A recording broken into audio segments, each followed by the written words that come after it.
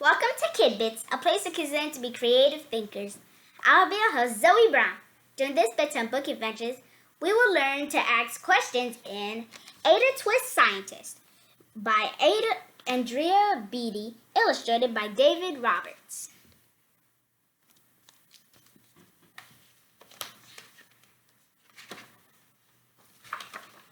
Ada Marie, said not a word till the day she turned 3. She bounced in her crib and looked all around, observing the world but not making a sound. She learned how to climb and made her big break with a trail of chaos left in her wake. She ran through the day, chasing each sound and sight, and didn't slow down till she conked out at night.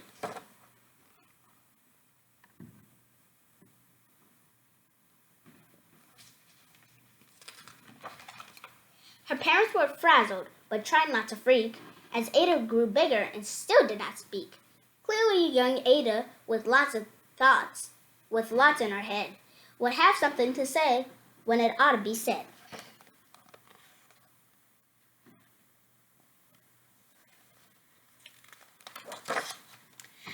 That's just what happened when Ada turned 3. She tore through the house on a fact-finding spree and climbed up the clock just as high as she could. Her parents yelled, "Stop!" as all good parents would. As Ada's chin quivered, but she did not cry. She took a deep breath and simply asked, "Why?"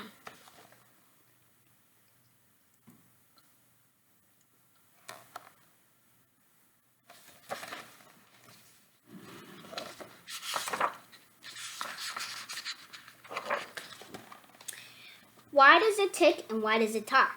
Why don't we call it a granddaughter clock? Why are there pointy things stuck to a rose? Why are there hairs up inside your nose? She started with why, and then what, how, and when. By bedtime, she came back to why once again.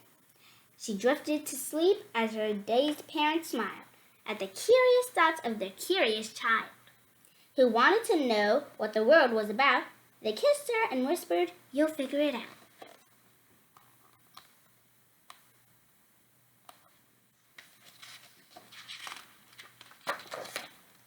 Her parents kept up with their high-flying kid. His questions and chaos both grew as she did.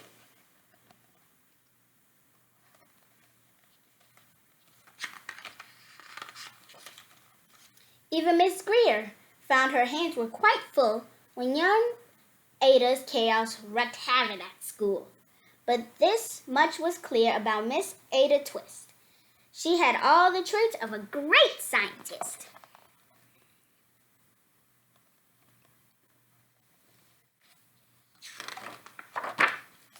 Ada was busy that first day of spring, testing the sounds that make mockingbirds sing, when a horrible stench whacked her right in the nose.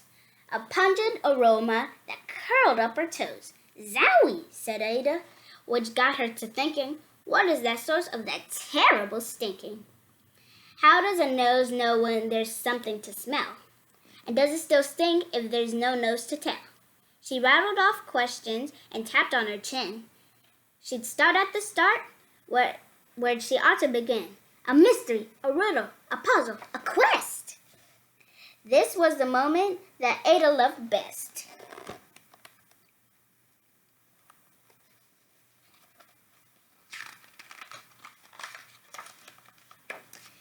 Ada did some research to learn all that she could of smelling its smells, both stinky and good.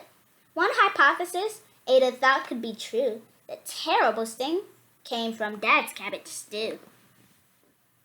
She tested and tested, but soon Ada knew it was time to come up with hypothesis 2.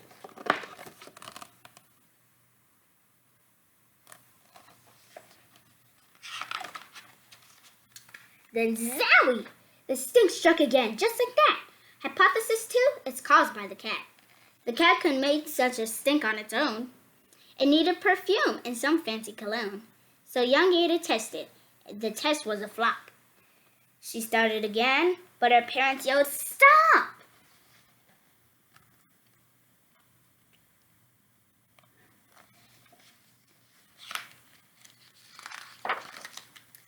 Ada Ada Marie, to the thinking chair now, by the time we count 3.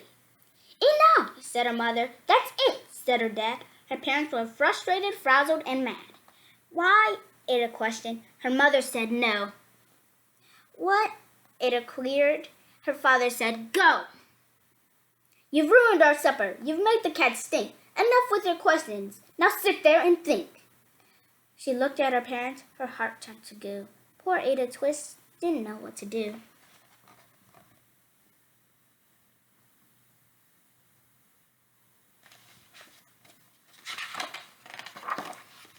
She sat all alone by herself in the hall, and Ada once more could say nothing at all.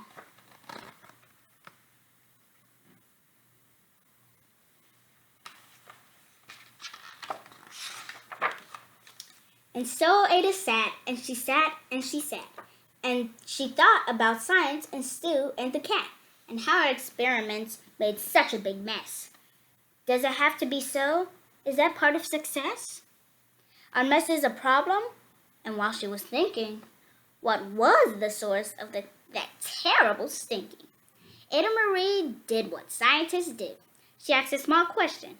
Then she asked 2. And each of those led her to 3 questions more. And some of those questions resulted in 4. As Ada got thinking, she really dug in. She scribbled her questions and tapped on her chin. She started at why, and then what, how, and when. At the end of the hall, she reached why once again.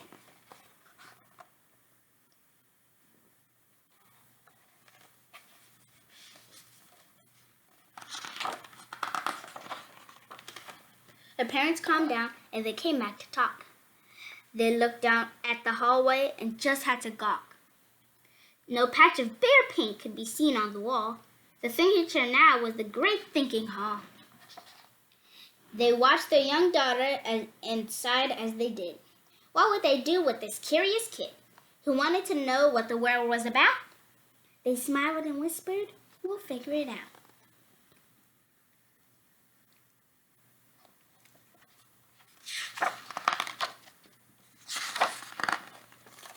And that's what they did, because that's what you do when your kid has a passion and heart that is true. They remade the world. Now they're all in the act of helping young Ada sort fiction from fact. She asked lots of questions. How could she resist? It's all in the heart of a young scientist.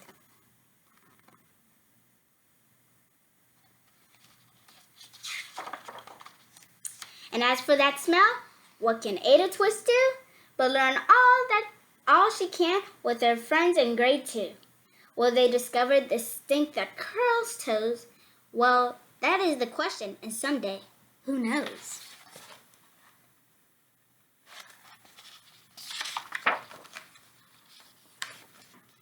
The end. That was a great book to tell us to let us know that you can always ask questions and there's always an answer. I'll see you next Wednesday at 8 p.m. Central for Kids Biz with Zoey Brown, Bedtime Book Adventures. Good night.